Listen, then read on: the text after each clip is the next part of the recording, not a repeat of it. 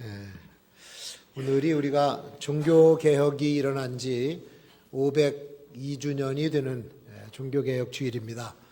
전국의 많은 교회들이 종교개혁 주일을 지키고 있을 거예요.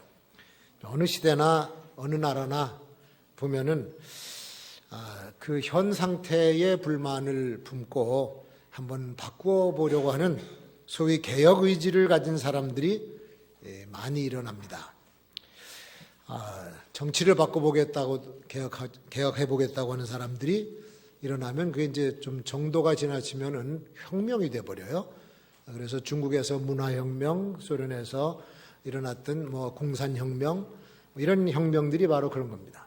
근데 영국에서는 청교도 신앙을 가지고 나라를 바꿔보려고 했던 위대한 지도자가 있었어요. 그 사람 이름이 올리버 크롬웰인데 아주 탁월한 재능이 있는 사람이고 또 아주 경건한 신앙을 가지고 있었던 사람인데 이분이 그 당시에 독재자였던 찰스 1세를 맞서서 이제 저항을 합니다. 그리고 이 독재자 왕은 군사를 일으켜서 반대자들을 몰아내려고 런던을 떠나서 군사 모집을 하러 가는 그런 기회에 내분이 생겨서 그 내전이 일어납니다.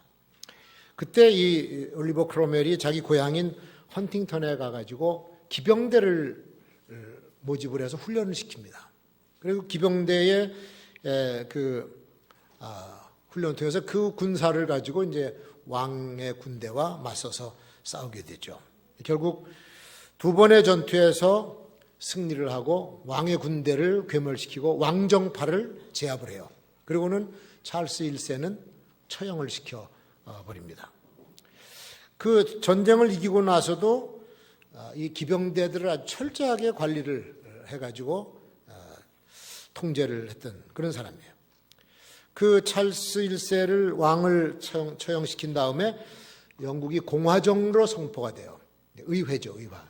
공화정으로 선포하면서 국무회의의 수석의장이 됩니다. 이 크롬웰이. 그러면서 영국의 정치적 안정, 사회개혁 이런 것들을 추진하면서 부패한 의원들, 정치인들을 몰아내고 스코틀랜드나 이 잉글랜드 그리고 아일랜드 같은 데를 통틀어서 다스리는 호국경이 되죠. 법률 개혁을 하고 청교도 교회 신앙을 확립시켜주고 종교적으로 관용을 베풀고 교육진흥 정책이라든지 정치적인 분권화 해서 독재를 이제 이렇게 분산시키는 그런 일들을 하면서 한 80여 개 국가 그 법안을 다 바꿔버립니다.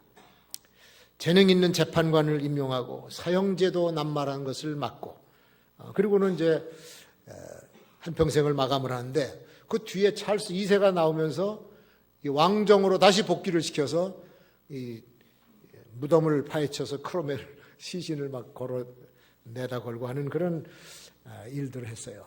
그래서 이 후대에 와서 이제 역사 평가자들이 이 사람은 훌륭한 지도자였고 신앙적인 지도자였고 또 의회의 기초를 놓은 사람이고 그런 평가를 하지만 또 반대쪽에서는 그렇지 않은 평가를 합니다. 역사라고 하는 것이 누구에 의해서는 좀 긍정적으로 평가가 되고 어떤 사람에 의해서는 부정적으로 평가되는 게 역사입니다. 우리나라도 마찬가지라고 봐요. 이분은 이제 신앙을 가지고 정치를 개혁하려고 했던 사람인가 하면 종교개혁자들은 순수한 신앙의 그 개혁자들이었었습니다. 잘못된 종교적인 관행, 그릇된 교회제도 이런 것들을 보면서 용기 있게 일어났던 사람들이 바로 종교개혁자들이죠. 해마다 우리가 종교개혁주일이 되면 그때 그분들이 어떤 생각을 가지고 이 일을 성취시켰나 그런 것들을 다시 한번 생각해 봅니다. 개혁이 필요했던 시절 그때는 종교의 본질이 변질되었을 때 개혁이 필요한 거죠. 교회가 본질을 잃어버렸을 때 개혁은 끊임없이 일어납니다. 그러니까 이렇게 크게 전국적으로 그 지역적으로 개혁이 일어나기 전에 작게는 개교회마다 개혁이 일어났어요. 작은 교회들 신앙이 잘못된다, 교인들이 믿음이 이상해졌다 또는 교역자가 이상해졌다 그러면 그 잘못된 부분들을 바로 잡아가면서 교회마다 이런 개혁의 운동이 일어났었는데 그러면서 교회의 거룩성을 유지해 왔었습니다. 교회가 개혁할 시점을 놓치게 되면 그 다음엔 문제를 해결하지 못해요. 그러고는 큰 풍랑 만난 배처럼 그냥 환난과 고난의 소용돌이 속으로 교회가 빨려 들어갑니다. 그런 위기 상황을 정말로 잘 대처할 수 있는 성숙한 교인들이 있는 교회는 오히려 그 강풍을 타고 쾌속에 항해를 할 수가 있지만, 대처하는 능력이 성숙하지 못하면 그냥 광풍 속에서 좌충우돌하고 자기들끼리 자중질환이 일어나서 비참한 결과를 가져오게 돼요. 그래서 교회가 산산이 부서지는 경우도 그래서 생기는 겁니다. 종교개혁주의를 지키는 의미가 바로 그거 아닙니까? 우리는 지금 어떤 모습으로 개혁을 해나갈 것인가, 바른 길을 찾아가려고 하는 정신이 바로 개혁정신이거든요. 이거는 옛날 500년 전이나 지금이나 같은 마음을 가지고 우리는 우리 교회를 또 사회를 바르게 잡아가야 될 줄로 믿습니다. 자, 개혁이 절실한 분야가 뭐냐? 시대적인 현상이 대표적으로 나타나는 게 몇 가지가 있어요. 그 첫 번째가 뭐냐면 세속주의 현상이 나타나요. 세속주의. 세속주의가 강해져요. 교회라고 하는 것은 세속주의와 결탁이 되면 안 돼. 세속과는 가요. 어떤 분이 그렇게 표현을 했습니다. 교회는 배와 같아서 물 위에 떠서 간다 이거예요. 물 위에 떠서 배가 이렇게 가지만 이게 물속으로 들어가면 안 돼. 들어가면은 그 모든 물이 들어와서 침몰을 해버려요. 그렇다고 교회가 날개를 달고 물에 떠서 갈 수도 없어. 물과 같이 가는 거예요. 그래서 이 세속주의라고 하는 건 뭐냐면 교회가 물속으로 자꾸 빠져들어가도록 풍랑이 일어나는 게 세속주의입니다. 들어가면은 물이 넘쳐 들어오거든요. 넘쳐 들어오면서 배가 꽉 차게 되면 그냥 침몰을 해버리게 되는데, 이게 교회에 엄청난 영향력을 주어서 세속의 물결을 이겨내지 못하게 만들어버려요. 교회가 건강하고 거룩하면은 세속의 물결을 헤치고 나가는데 이게 힘이 약하면 물속으로 들어가 버립니다. 그래서 이걸 가리켜서 우리는 세속주의의 위험이라고 그래요. 교회가 세속으로 빠져들어가면은 그때부터는 침몰하기 시작. 이 위기를 개혁자들은 깊이 아주 빨리 간파하고 세속주의에 저항을 하면서 교회의 거룩성을 유지하려고 생명을 걸고 개혁을 단행했습니다. 그리고 두 번째 현상이 뭐냐면 형식주의예요. 형식주의. 자, 종교는 각기 자기의 형식을 가지고 있습니다. 모양이 다 다릅니다. 불교의 모양이 다르고 기독교의 모양이 다릅니다. 그리고 가르침도 약간씩 차이가 있습니다. 불교에서는 자비를 가르치죠. 부처님의 자비. 그리고 회교도들은 헌신을 강조합니다. 기독교는 뭐죠? 희생과 사랑이죠. 강조하는 부분들이 다 다른데, 그들이 그 신전을 짓는 거라든지 또 그 복장, 장식, 이런 것들이 다 달라요. 이 회교도들은 흰 옷을 입고 남자들은 수염을 길러야 되고 여자들은 얼굴을 가리는 히잡을 쓰든지 그다음에 그걸 흡니다. 이렇게 가려요. 그런가 하면은 또 시크교도들은 터번을 써. 이렇게 인도 사람 터번을 쓰고 그 사람도 수염을 길러요. 절대 안 깎습니다. 그리고 여기다가는 반검을 다 항상 수지하고 다녀요. 그 보면은 저 사람은 회교도고 저 사람은 힌두교도고 저 사람은 시크교도고 저 사람은 뭐 불교인이로구나. 그런 것들을 외형을 봐서 알 수가 있습니다. 성경에 기록된 성전 그리고 성직자들의 옷, 이 모든 것들이 다 의미가 담겨 있는 것이에요. 우리가 지키는 절기, 예를 들어서 유월절이라든지 유대인들이 지키는 유월절, 초막절 이런 모든 절기, 성일이라고 말하는 그 모든 절기들도 다 거기에 신앙적인 의미가 담겨 있기 때문에 그 의미를 잘 파악하고 신앙생활하면 하나님 앞에 바른 자세로 신앙생활을 할 수가 있는데 형식만 갖춘 거예요. 종교 형식만 갖추고 그 안에 중요한 내용은 다 빼먹은 거죠. 예수님께서 가르쳐 주신 11조의 교훈이 그렇고 안식일의 교훈이 그렇습니다. 예수님은 위대한 개혁자입니다. 그 마태복음 23장 23절에 보면 화 있을진저 외식하는 서기관들과 바리새인들이여, 서기관과 바리새인들에 대해서 너희들은 저주받을 놈들이다, 이렇게까지 얘기했어요. 왜? 박하와 회향과 근처에 11조는 들이되, 11조는 드려 10분의 1은, 그런데 그 안에 율법에 더 중한 바 의와 인과 신은 버렸다. 알맹이는 빼버린 거예요. 형식만 남은 거예요. 그래서 이거를 외식하는 자라 해서 예수님이 아주 신랄하게 책망을 하셨습니다. 이것도 행하고 저것도 버리지 말아라. 형식도 갖추고 내용도 갖추라는 얘기죠. 소득의 10분의 1을 드리는 것은 종교적인 형식이지만 그 안에 정신과 사상을 잃어버리면 11조는 그냥 10분의 1 물질밖에 안 됩니다. 주님의 안목으로 볼 때 내용이 다 빠져버린 껍데기만 가지고 있는 그들이기 때문에 이제 책망을 그렇게 하신 거죠. 안식일도 마찬가지 아닙니까? 지난번에도 안식일에 대해서 말씀을 드렸습니다만은 날짜만 기억하고 그날 쉬는 것만이 안식일이 아니죠. 안식일에도 하나님의 뜻을 정확하게 이해하고 안식일에 해야 될 일을 하는 거예요. 사람이 죽어가는데 안식일이라고 팔짱 끼고 구경만 하고, 그건 하나님의 뜻이 아니라는 얘기입니다. 예수님께서는 그걸 바꿔주셨어요. 안식일에도 짐승도 구하는데 왜 사람을 안 구하느냐? 이게 엄청난 개혁이죠. 형식에 매여서 중요한 일을 망각하는 어리석은 짓을 하는 자들이 종교 안에는 많이 있기 때문에 그것을 보면서 개혁하자고 얘기했던 겁니다. 중세시대에 성직자들 보세요. 고해성사가 있습니다. 참여를 해야 됩니다. 성도들이 와서 참여를 하면은 그들의 찢어진 가슴을 보듬어 안고 위로해주고 해야 되는데 참여라고 하는 도구를 이용해서 면죄부를 팔아먹었어요. 그러니까 아주 형식주의의 전형적인 폐단이죠. 그리고 세 번째 현상이 뭐냐면 권위주의예요. 권위주의. 권위는 중요한 겁니다. 권위는 마땅히 인정해줘야 되고 마땅히 인정을 받아야 돼요. 하나님의 권위 세워드려야죠. 그분의 말씀인 성경의 권위를 세워드려야 되는 겁니다. 말씀을 우습게 여기면 안 되죠.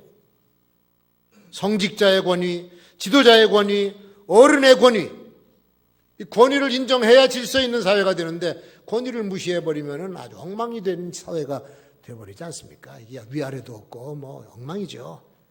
권위는 중요한 거야. 근데 권위주의는 뭐냐? 지가 권위를 세우려고 그러는 거예요. 남이 인정을 안 해주니까 자기가 권위를 세워. 그리고 사람을 억누르고 자기 마음대로 하려고 하는 행동 습관, 그것이 권위주의입니다. 지위를 내세워서 그 사람들을 도와주고 봉사하려고 하는 것이 아니라 자기의 힘만을 얻으려고 하는, 이게 권위주의라는 거, 권위주의. 사람들이 그렇게 애타게 부르짖는데도 권위주의적인 사람은 거들떠 보지도 않아요. 그래서 이 권위주의는 마땅히 개혁의 대상이 되어야 된다. 그래서 개혁자들은 확실히 이것을 알고 권위주의에 대항해서 일어났던 거죠. 거기서 파생되어 나오는 것이 바로 우민 규정이에요. 우민. 사람을 무지하게 만들어, 멍청하게 만들어요. 다루기 쉽게 만들어버려. 그러고는 지식은 특권층에 있는 사람만 지식을 향유하고 그 지식을 이용해서 악한 행위를 저질렀던 사회가 중세 사회였었습니다. 대표적인 것이 뭐냐? 성경을 못 읽게 했어요.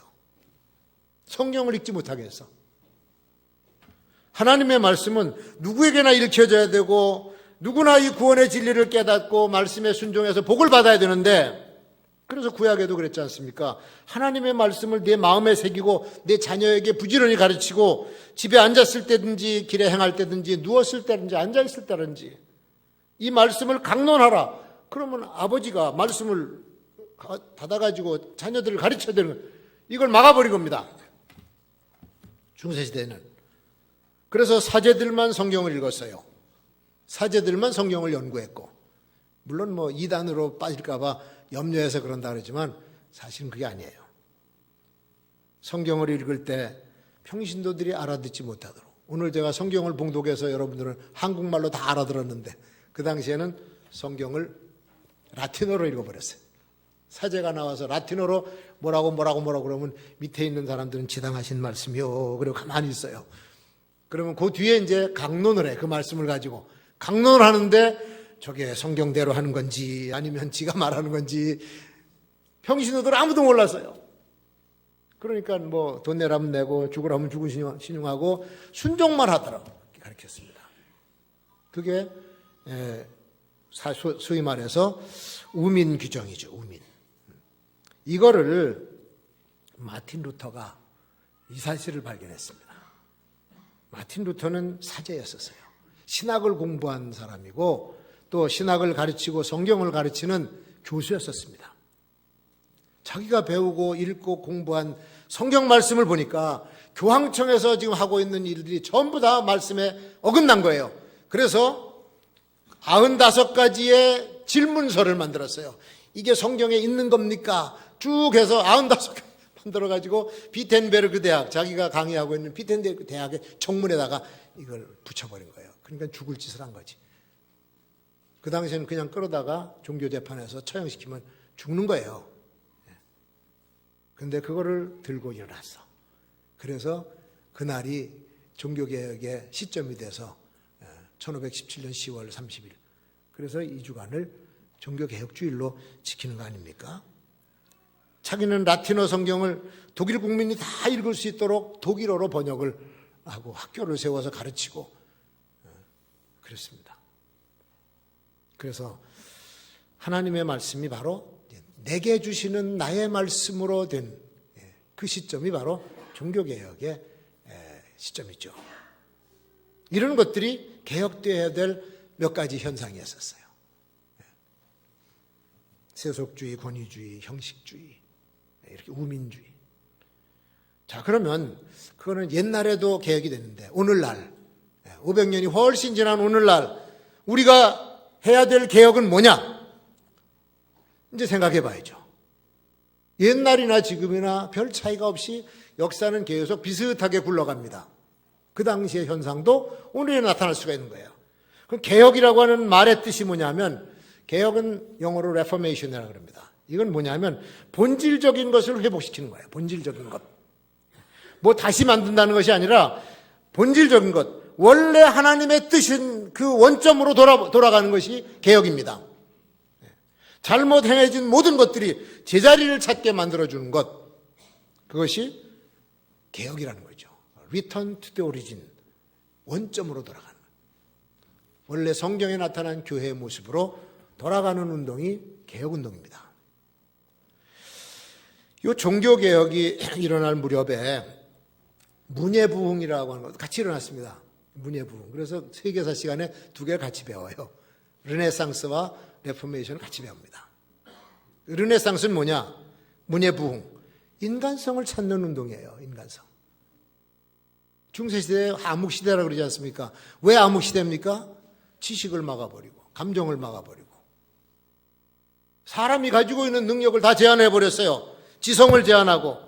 그러니까 마음대로 배우지도 못하게 했어. 우리나라 조선시대도 그랬잖아요. 여자들이 공부하려고 그러면 뭐 기집애가 뭔 공부를 해. 언문이나 띄면 되지. 안 가르쳤어. 그러면 그 여자들은 그냥 집에서 불만 떼고 밥만 하고 평생 밭에 가서 김매다가 죽었지 뭐. 애만 낳고. 기독교가 이거 살려준 거예요. 그러니까 여자분들은 하나님께 대해서 갑절로 감사해야 될 줄로 믿습니다. 그러지 않으면 지금까지 걸어가고 있을 거예요. 우민, 그게 인간성을 제재했던 시대가 바로 중세 아니겠어요? 그러니까 이제는 우리가 지식을 갖자. 감정도 표출해야지. 그래서 뭐 대학을 세우고 천문학, 언어학, 과학, 수학, 의학 그때 다 배우기 시작하는 거예요. 법학 이런 것들을. 그 중세 그 시대에 훌륭한 대학들이 유럽에 많이 세워진 겁니다. 예술 활동도 자유를 얻었습니다. 미술, 조각, 시, 음악, 건축 이런데 다양한 분야에서 재능을 가진 사람들이 자기 철학과 자기 사상을 예술 작품에다가 담기 시작한 거야. 그림에다가 조각에다가 새겨넣기 시작하고 자유롭게 표현을 했죠. 그러다 보니까 그 당시까지는 신성한 아기 예수가 어떻게 뻘거벗습니까? 네. 마리아 다들 후광이 있고 말이죠. 옷을 다 입혀가지고 애기도 무슨 거기 싸가지고 이렇게 이때부터는 애기 벗겨. 아예 다윗상은 조각을 만들었는데 실오라기 하나 안 걸치게 정면으로 딱 세워놓고 다윗 상을 그렇게 세워놨습니다. 순수한 인간의 모습이라는 얘기죠. 그 당시로 봐서는 아주 충격적인 사건입니다. 그러니까 인간의 지성과 감성, 자유를 얻어서 마음껏 날아다닐 수 있는 조건을 만들어준 게 바로 그게 문예부흥이요, 르네상스입니다. 근데 종교개혁은 영적인 분야, 신앙적인 분야에서 자유를 준 겁니다. 하나님을 믿고 하나님을 섬기는 것이 뭐 그렇게 제약이 많고 속박이 많았든지, 그 백성들이 하나님을 볼 때는 사랑의 대상이 아니라 공포의 대상이에요.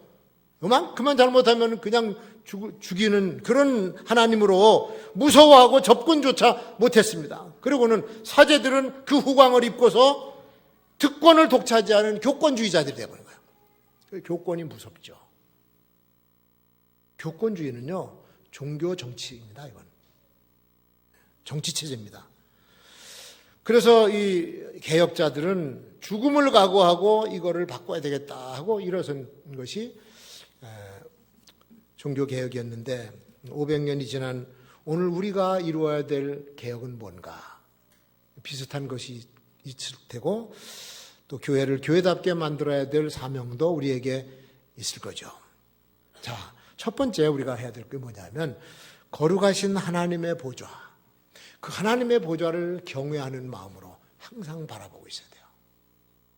하나님의 보좌, 영광 중에 계신 그 하나님의 보좌를 항상 여러분 경외하는 마음으로 바라보시기를 축원합니다. 천군 천사를 거느리고 영광스러운 하나님 그 나라를 다스리고 계신 하나님이 지금 이 세속 세상도 다스리고 계신다는 거예요. 이걸 우리가 제대로 깨달아야 돼요. 그래서 우리 그리스도인들은 하늘나라의 시민권이라고 그러지 않았습니까? 천국의 시민권을 가지고 있기 때문에 이 세상에 속해서 세상 것만 추구하다가 죽을 인간들이 아니다, 그런 얘기입니다. 영원한 하나님의 나라, 영광스러운 그 나라를 바라보면서 천국 여정의 순례자로 살아야 돼요. 순례자. 여기서 정착하려고 그러지 마세요. 여기서 성을 지어도 안 되고 여기서 아방궁을 지어도 안 돼. 지나가는 거예요. 그래서 광야 생활이 그래 필요한 겁니다. 광야에는 집을 못 짓게 했잖아. 천막을 줬어요. 수시로 뜯어서 옮겨야 돼. 수시로. 그래서 우리 이사 가는 집에 가서 기도할 때, 하나님, 이 집사님의 가정 장막으로 옮겨 싸우니 이 장막에서 복을 받게 하시고. 장막이에요, 장막. 그게 화장실 하나 있는 아파트든 화장실 2개 있는 아파트든 상관이 없어. 값이 얼마가 됐든 상관이 없어. 다 놔두고 가야 될 천막이에요, 천막. 여기서 오래 살려고 그냥 바둥바둥 하다가 나중에 천국을 잃어버려. 야고보 사도가 말씀하신 대로 더러움이 없는 경건은 뭐냐? 자기를 지켜 세속에 물들지 아니하는 이것이니라. 세속에 빠지면 안 된다, 그런 얘기죠. 여러분, 어디서 사시는지 아파트 평수 갖고 자랑하지 마시고 그냥 다 놔두고 몸만 간다 생각하시고 사시기를 바랍니다. 누리면서 사는 거예요. 배가 어떻게 공중에 떠서 갑니까? 그냥 물 그 자체를 누리면서 발에다 깔고 그러고 살아가는 거죠. 속으로 들어가면 안 되지. 그런 마음을 가지고 하나님의 보좌를 바라보면서 천국을 가는 순례자로 살아가는 것이 개혁의 기본적인 자세. 그리고 두 번째, 신앙생활을 감동 없이 하면 안 돼요. 신앙의 요소 하나하나를 잘 살피면서 정성을 다해서 하는 거예요. 기도 생활을 하더라도 기도하는 그 시간이 우리 주님이 눈길을 끌 정도로 감동을 주시면서 하셔야 됩니다. 찬양하는 모습도 형식적이지 않게 잘 준비해서 작품을 드리는 그런 자세, 그게 개혁이에요. 그런 것들이. 기도도 준비하고 기도도 연습을 하고 봉헌하는 것도 성의 없이 그냥 주머니에 뒤적적 구겨진 거 뭐 이렇게 대충 하는 것이 아니에요. 신앙생활 그렇게 하는 거 아닙니다. 정말 정성껏 잘 준비해서 하는 신앙생활, 이게 의미 있는 신앙이에요. 그러니까 무의미한 것, 무가치한 신앙, 무성의한 신앙, 이걸 없애는 것이 개혁입니다. 교회는 오직 하나님께서만이 최고의 권위자라고 하는 것을 인정을 해야 돼요. 예수 그리스도께서 최고의 권위자인 줄 믿습니다. 성령께서 최고의 권위자로 임재하십니다. 사람은 이 삼위 하나님 앞에서 꼼짝없이 무릎을 꿇고 엎드려야 돼. 무조건 낮아져야 돼. 무조건. 그게 목사든 장로든 권사든 병신도든 학생이든 어린애든 상관없이 하나님 앞에 권위 앞에서는 납작 엎드려야 돼요. 우리가 자랑할 것이 아무것도 없어요. 그런데 그 당시 사람들이 하나님은 저 뒤에다 놓고 저들이 앞서가지고 판을 치다가 다 망가뜨린 거 아닙니까? 주가 쓰시겠다 하면 예수님께 나귀 새끼도 풀어줬던 어떤 신자처럼 그분의 권위에 무조건 복종하는 성도가 되시기를 주의 이름으로 축원합니다. 자, 그리고 내가 신앙인으로서 찾아야 될 권익이 있어요. 내가 찾아야 될 것이 있어. 그것도 확실하게 찾아야 됩니다. 무슨 말이냐? 하나님의 말씀은 나에게 주신 생명의 말씀, 진리의 말씀이에요. 이걸 포기하는 사람들이 많아. 아주 어리석은 사람. 하나님의 말씀을 읽을 권리가 있어요. 들을 권리도 있어요. 그 주님을 대신해서 이 말씀을 전파할 권세도 얻었어. 중세 시대에는요, 하고 싶어도 못했어. 읽고 싶어도 못 읽게 하고 주지도 않고 그랬습니다만은, 그래서 어리석은 백성이 됐습니다. 오늘날에는 마음껏 읽도록 성경도 얼마나 많고 교회도 얼마나 많아. 근데 보니까 이렇게 아주 풍성할 때는 하라 그래도 안 해. 하나님의 말씀 배우기를 싫어해요. 배우기 싫어하는지 게을러서 안 하는지 모르지만 싫어해. 종교개혁의 기반이 뭡니까? 성경이었어요. 하나님의 말씀. 오직 성경으로, 솔라 스크립처라. 오직 성경으로. 말씀대로 살겠다고 하는 결단이 종교개혁을 성취시킨 겁니다. 그래서 또 오직 믿음으로라고 그랬죠. 오직 믿음. 솔라 피데. 오직 믿음으로 그랬는데, 뭘 오직 믿어? 뭘 믿어요, 뭘? 하늘에 떠가는 구름을 믿습니까? 달 떠오면 달을 믿습니까? 달 보고선 비는 사람도 있는데. 오직 믿음은 그게 아니거든. 오직 믿음은 하나님의 말씀에 진리를 믿는 거예요. 그래서 성경을 그렇게 믿고 성경 말씀대로 순종하겠다고 하는 결단이 개혁신앙입니다. 자유롭게 배우고 자유롭게 가르칠 수 있는 길이 열려있는 이 시대, 이 나라에서 말씀 생활을 충실하게 못한다. 그러면 그게 무슨 개혁자요? 입으로 개혁을 아무리 외쳐도 소용없어요. 성경을 충성스럽게 읽고 듣고 배우고 가르치고 전파하는 성도가 되어야 될 줄로 믿습니다. 기독교 생명 진리는 최고의 가치요. 우리가 드리는 예배는 최고의 특권이에요. 인간으로서 누릴 최고의 특권이에요. 기도, 전도 최고의 권세입니다. 하나님이 권세를 입혀주셔서 하라고 하는 겁니다. 입으로만 주여 주여, 모양만 색깔만 그리스도인으로 신앙생활 한다고 하지 말고, 오늘 말씀에 그랬잖아요. 정말로 하나님의 뜻대로 믿으면서 살겠노라. 이게 확실하게 결단이 서야 그게 개혁신앙인 것입니다. 우리 주님께서 그날의 우리를 보시고 하나님 나라에 들여보내시는 거지. 색깔만 수박이라고, 수박입니까 여러분? 색깔만이 아니에요. 오늘 종교개혁주의를 맞이하면서 우리의 좀 신앙이 원래의 모습으로 아주 본질을 되찾아가죠. 내 신앙도, 우리 가정의 신앙도, 우리 교회의 모습도 하나님이 기뻐하시는 원색적인, 원형적인 소위 원조로 돌아가는 저와 여러분이 되시기를 주의 이름으로 축원합니다. 기도하겠습니다.